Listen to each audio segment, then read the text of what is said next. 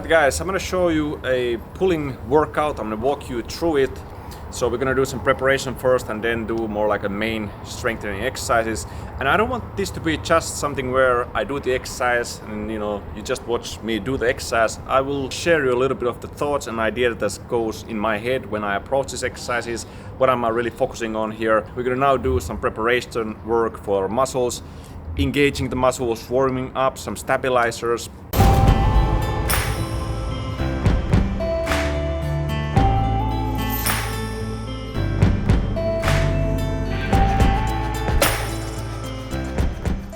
One that I really like to do is this sort of bent over retraction with the arms pointing to the sides. So you don't need to keep the arms all the way here, as you can see, horizontally, but it can be a little bit pointing down.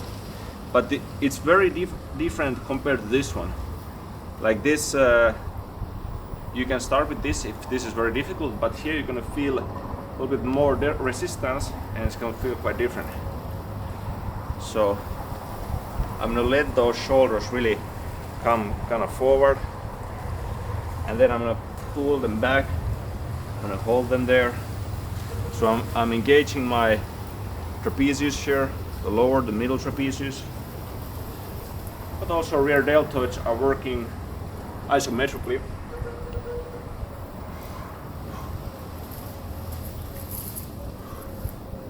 And then you can take it even further by doing these rotations, and from here you can already see that usually when I'm training, I'm unless I have very specific other focus otherwise, I'm not just going through the motion. I'm not just like doing this like this way or whatever, like hurrying through it. Almost every exercise that we're doing now, I'm gonna spend a little bit of focus on it. I'm really trying to feel the muscles that I'm engaging, because that's how I know that I'm actually doing something that is also giving me benefits, right? So this is the first one that you can do. You can do 1 or 2 sets. Even within 1 set, like I'm already feeling, because I really make sure that I felt the muscles. So I'm feeling here a lot of those middle back muscles are now engaged already.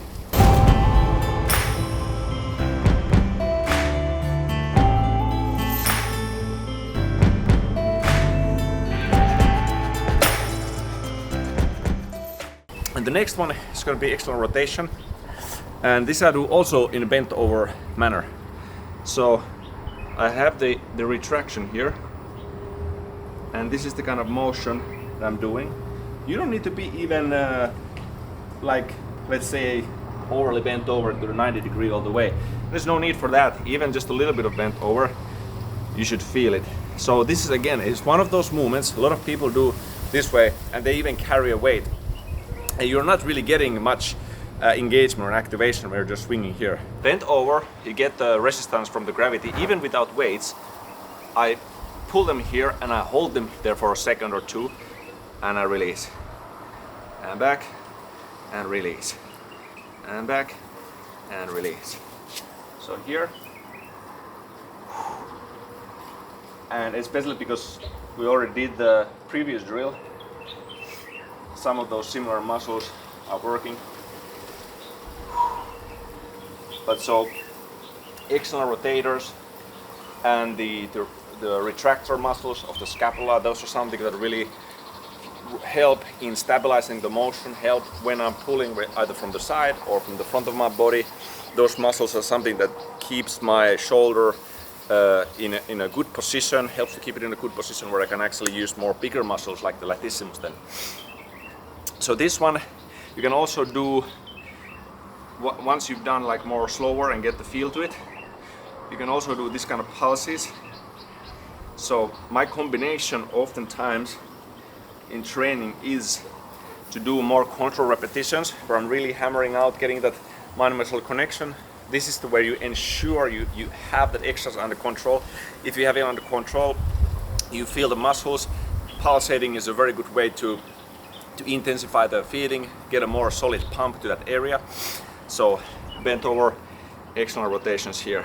You can also try this variation up here, but I usually do this for warm-up, but you can do it in both.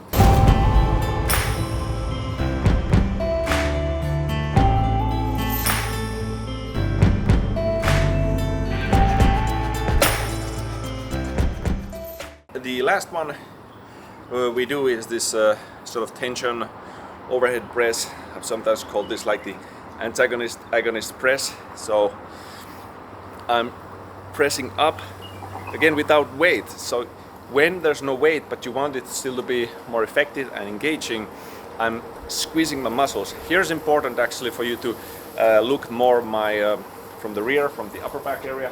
So I'm keeping, again, it's more like a retracted position. I'm not here, I retract it, and when I pull down, I contract all the same muscles that would work in a regular pull-up. So I'm actually utilizing the teres major, the latissimus. I'm squeezing those together also with the trapezius, pulling everything together. So you get that, let's say, priming for your muscles, and you're also warming up this middle back area there.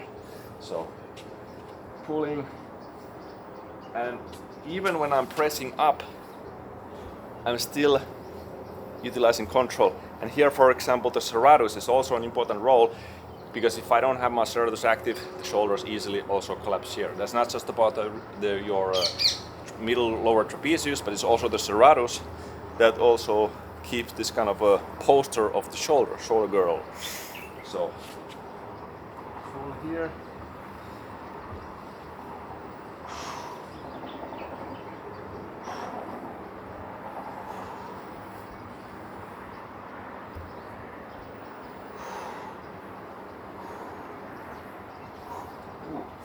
So those are more slower. You can do just even 5 repetitions, 5 to 10, depends like how slow you're doing it.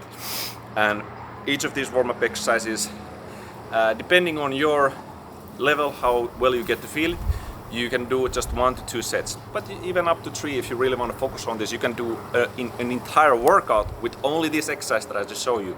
Like if you don't have a pull-up bar or something, you're traveling, you're at your home, you don't have equipment, just do these 3 exercises. You get a massive engagement into those upper back muscles, helps with the posture, and also just to even build size to an extent there in those smaller muscle groups.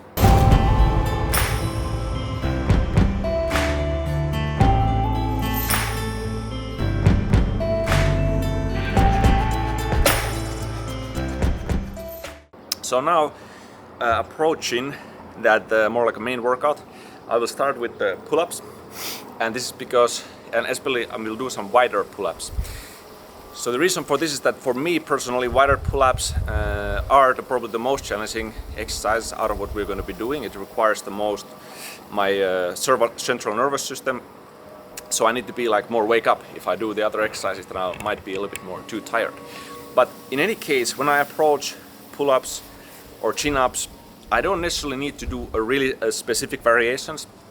I sometimes listen to my body. At certain times, you know, another variation will work for me better than other.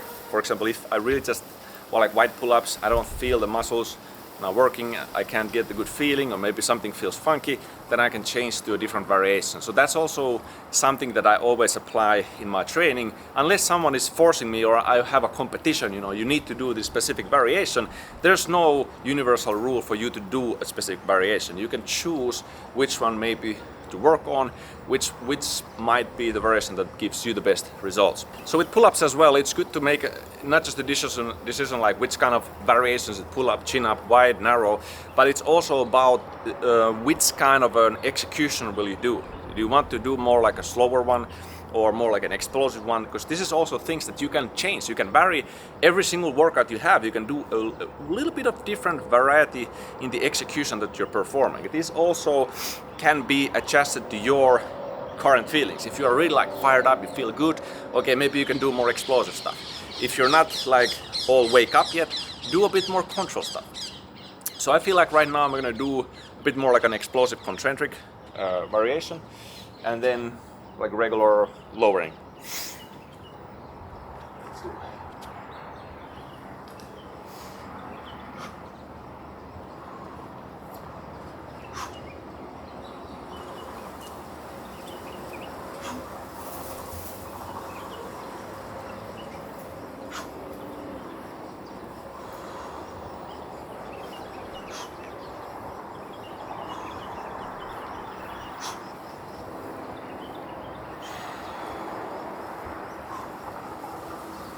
there.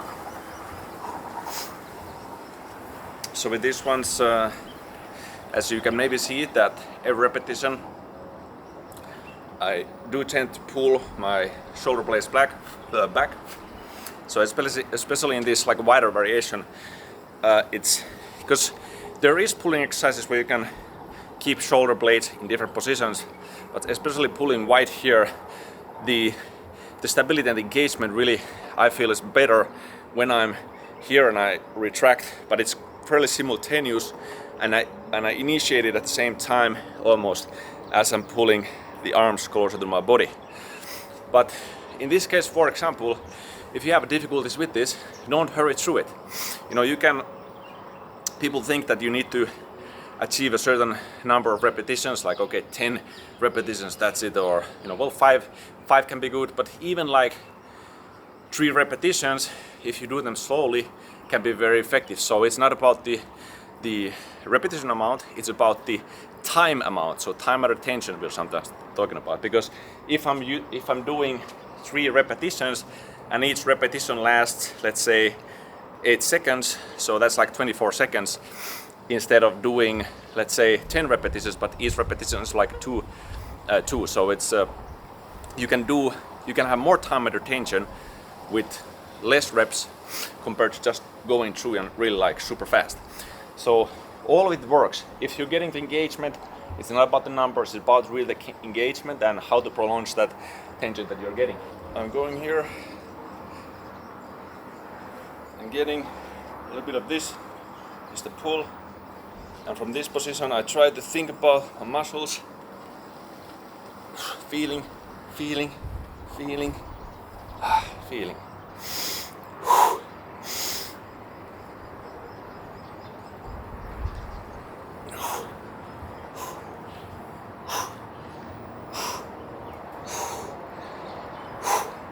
Breathing, pulling.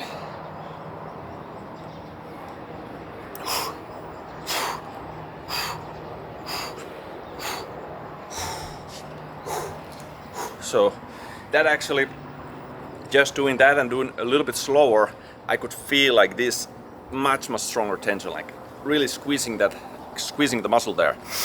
So that is something that I oftentimes follow as a certain like standard of quality for myself. You know, you can do pull-ups and or any exercises without feeling that much and you can still get results, but at least for me, you know, I've gone through that time, and you know, the more experienced I got with training, the more I wanted to really understand what is happening in my body, and I wanted to make sure that, you know, I'm not getting some random results, because random results sometimes mean also injury. They mean wear and tear in your joints. And when we go like back, way back, almost 10 years, I had shoulder issues, I had multiple other issues also in my body.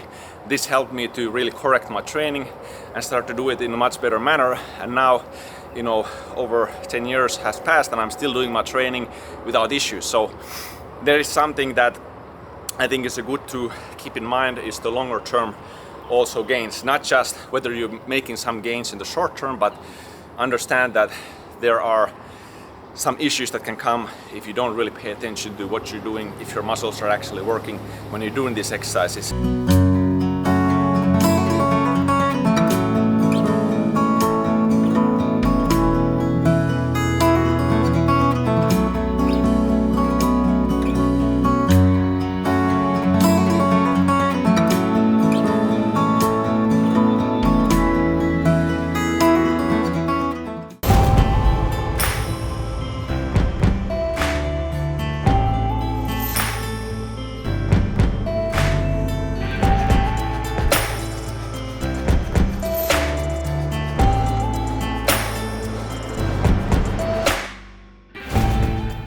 So next I will do the chin-ups, so with the underhand grip, basically forearms in supination, and this is good for me to do after the pull-up because usually it feels much stronger here. I can use more of my bicep muscles, and also watching from the here we have the teres major, which is, I'm not sure how well it's separated, but it's more higher up.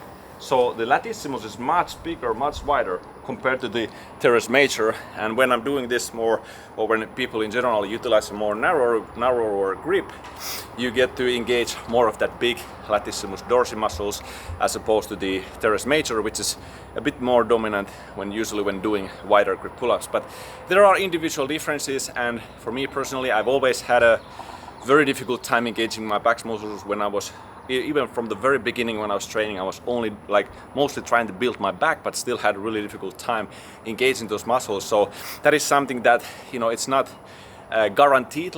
Some people comes and tell you, hey, you do this variation, you train that, and when you do this, you train the other muscle.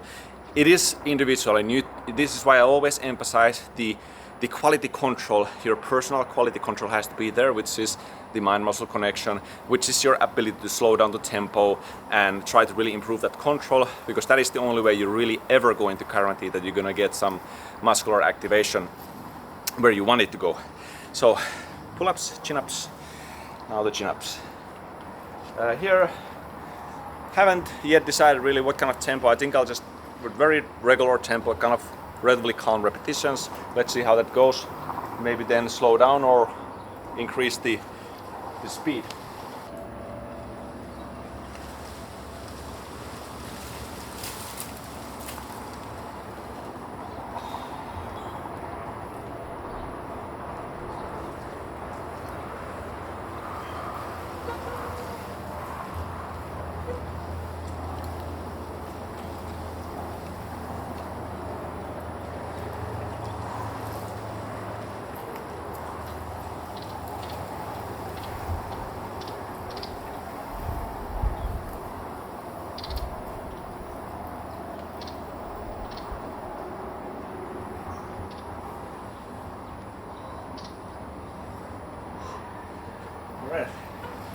So we did them quite slowly and with a pause on the top, and it felt good because every time I go to the top, I'm really, again, I'm just trying to create that connection to my muscles in my back and under these armpits here, squeezing everything tight, really making sure I'm getting that sort of activation that I'm actually looking for, and it felt really good. With this one, it's pull-ups were also felt good, but with this I definitely have an advantage there, and most people actually have. Like, this one is usually a little bit weaker pattern. So next one, what I really like to do with this one is a version where I'm actually like arching a bit more, and where I'm not necessarily even trying to get the chin over the bar, or that's not the purpose here. All I'm trying to do is like pull and arch and get to this position. So that's also good to remember about pull-ups. We've already gone through here quite, the different width variations, chin-up, pull-up, rotations, and then you have the speed at which you're pulling. But range of motion is another variable, and you can completely free change that. You don't need to always do full repetitions. You can do half repetitions, partial repetitions, the pulsing repetitions. All can be utilized to really train your body effectively. And this can be very intuitive, which you want to use, or you can just write into your schedule, today I'm going to do partial, today full reps, today maybe some pulse reps, this day isometrics. It can all be like a mix and match. You get much more well-rounded results this way. All right, I'm going to do this more like an arching version.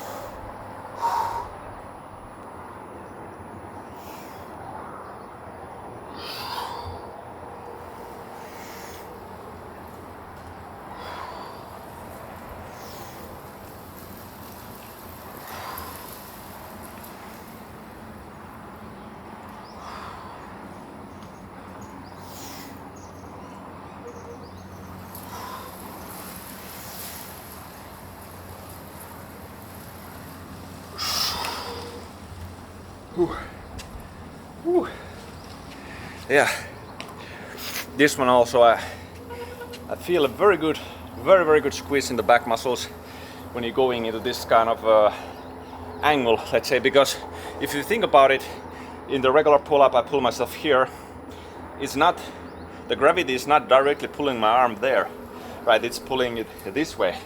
So, but in this variation, because my body is more horizontal, so the line of pull, the gravity is really trying to pull it from here. So these muscles you can really feel the engagement quite hard when you do this kind of small angular chains.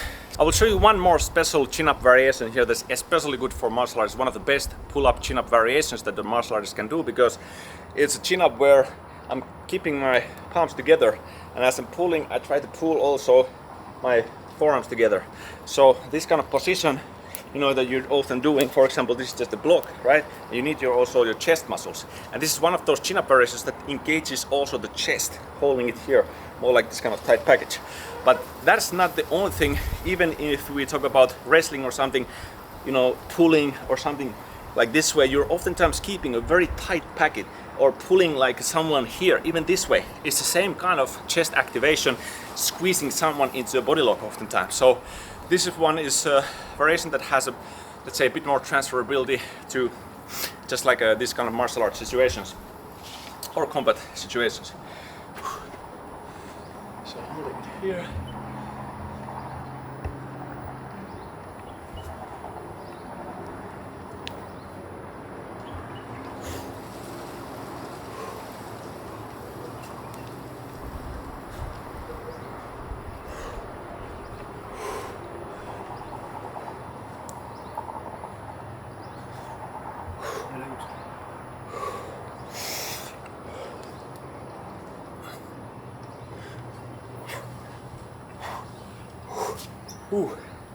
So yeah, it's kind of just funny, because I think most people will never think about pulling exercises, especially chin-ups, as something that would train your chest. But trust me, try this one.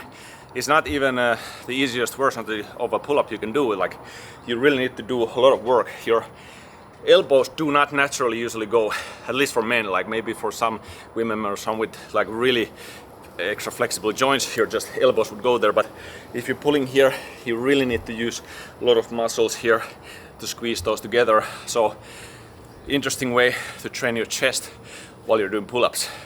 Yeah, so you can see here it's 42 now. Maybe half an hour ago it was 43. This is like 108 Fahrenheit.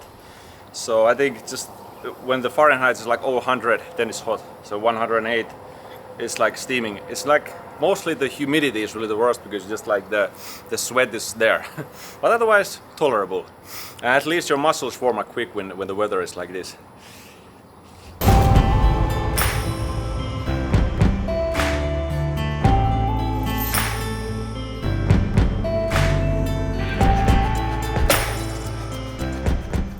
This is kind of an exercise. I'm not sure if I've even seen this anywhere. I'm sure someone has tried it and done it, but actually my younger brother was utilizing this, and so essentially it's like an inverted row.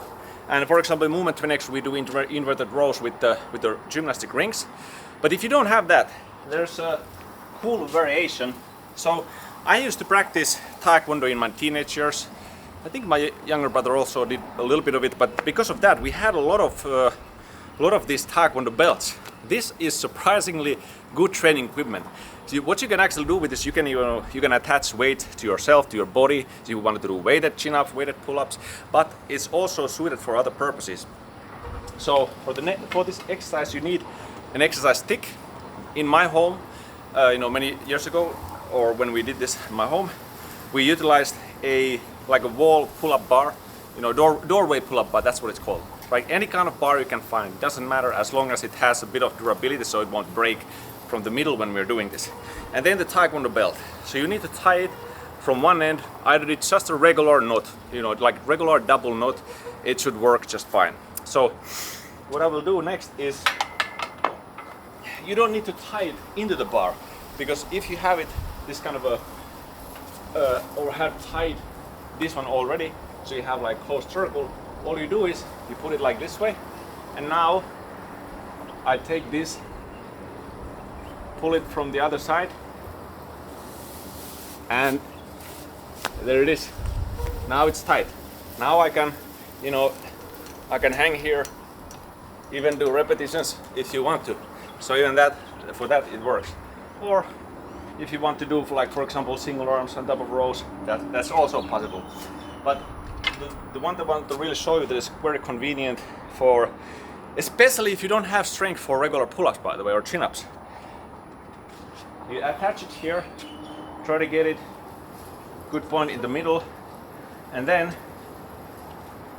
it's better to, if you're unsure how durable your bar is, it's better to grab from closer, because if it's here, there's much more leverage, it's gonna try to break the stick. So going down like a more shoulder level here.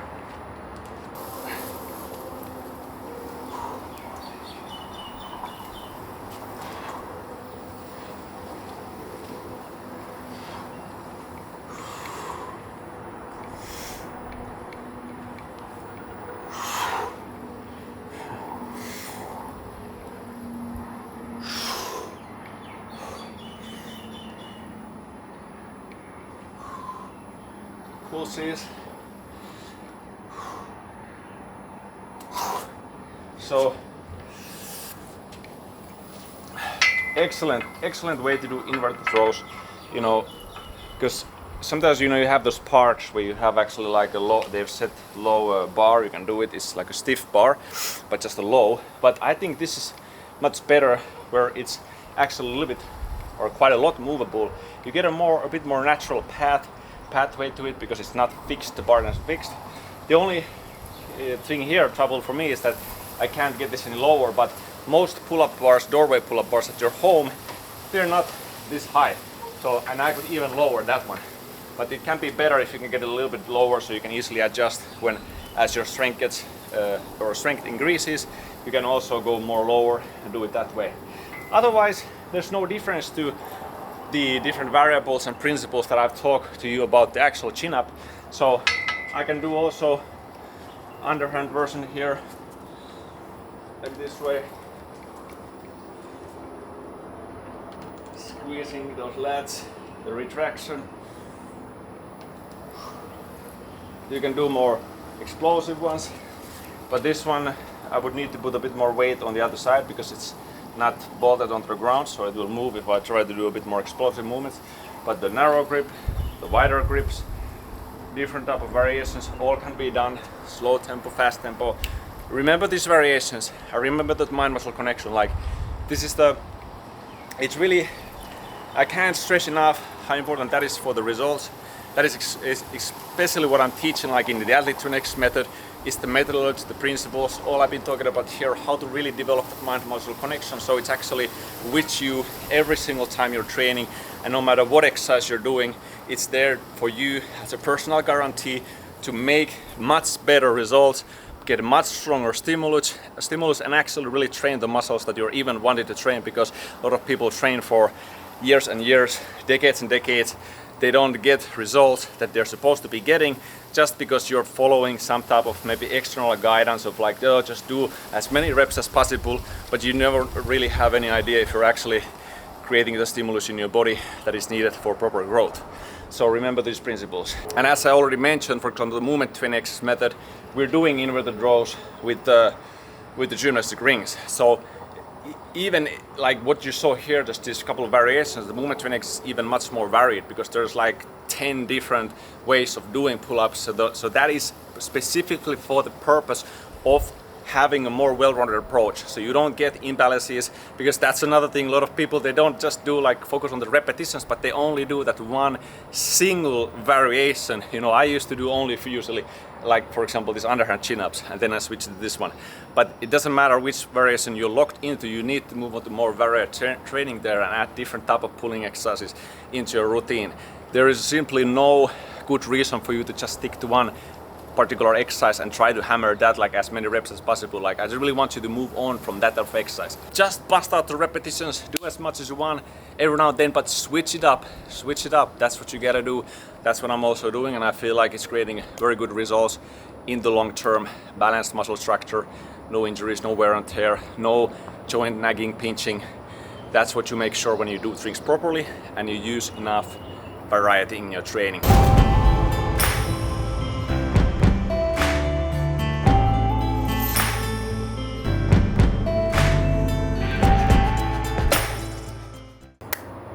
I have one last exercise, something that I've been working lately quite a bit. This is a great finisher, by the way, but it can be done at any point of the routine, and I sometimes do just this exercise as my workout. It is kind of an isometric but it has still movement. It's more like rapid, very rapid switching isometric holds. And I'm gonna remove this one here. Oh, there's a fly on the screen. So yeah, people focus so much, you know, on the repetitions. That's always the most important thing you can do. I think that even if you couldn't do a single repetition, there are exercises you can do that can be immensely beneficial. And just, you know, hanging still as an isometric hold, you're gonna train your core, lats, biceps. Sometimes it can be even a much better workout than doing sloppy repetitions. But this exercise I will show you so you have a better idea of what I'm doing. So sweaty.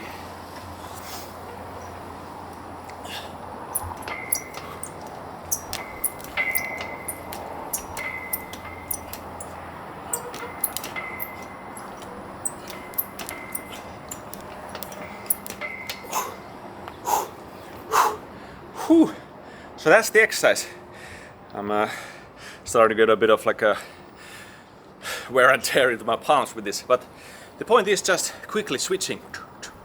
And sometimes, you know, this is just a straight bar, but in gyms, for example, maybe you're at the gym and they also have a vertical, the horizontal and vertical bars in between. That is what I like the most, because you can switch between the horizontal and the vertical. You can do really like more freely.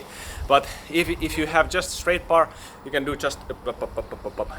And you can count, you know, let's say 10 to 20 switches, or you can put a timer, like let's say 10 seconds, 10 to 20 seconds, and just do as many switches as you can at that time. But it's very good, like let's say like reflexive muscle control strength, you know, that quick switch, it causes like a disturbance. So you're not just hanging still, but that millisecond that you're holding with one arm, you really need to contract quite hard. And also what I noticed in this exercise was what I didn't expect at all. But you can see my legs are moving while they're stabilizing that upper body movement. So my abdominals were sore for, I don't know, like a week after when I started to do this drill, because the stabilization is there, stabilization, without me even noticing it. So it's a great way to add more dynamic work, and I think this is also a drill that will help more in climbing, more dynamic climbing, because that is something where you're releasing and grabbing again, releasing and grabbing again. So that is just something to try for yourself. You may even know this, that when you're doing this and you're getting better at this one, even your regular pull-up, chin-up strength and execution gets better. It's just that kind of a surprising drill that I highly recommend you to do. You're pretty much training the same muscles as in the regular other pull-ups as well, but the stimulus is still somewhat different, especially in regards to the abdominals. So just as a recap, what I want you to kind of get from this routine, this whole exercise and explanation is, you know, simplicity is sometimes very effective, because when I'm doing these drills here, all these like preparatory warm-up drills, you can see that I'm not using any weight, I'm not using no resistance really externally. I'm just utilizing my own motion, good control, good focus, getting a good, really good stimulus sensation warm-up with these drills. And it's also oftentimes more effective than just doing stretching. So understand that simplicity of the movement, you can get great results without resistance. And when we move on to these exercises that actually have resistance, you have so much variety. These are just examples of what I'm doing. Don't get stuck on them. Remember what I explained. You can choose almost any variation and change your variations through all the workouts that you're doing. Don't obsess over the repetitions. Don't obsess over range of motion. Don't obsess over weight you are utilizing. Obsess over the feeling that you have over your muscles, the control that you have, the stability that you have. These are the keys to make good, long-lasting results in your training. And this is the pull-up workout a la VAHVA Fitness.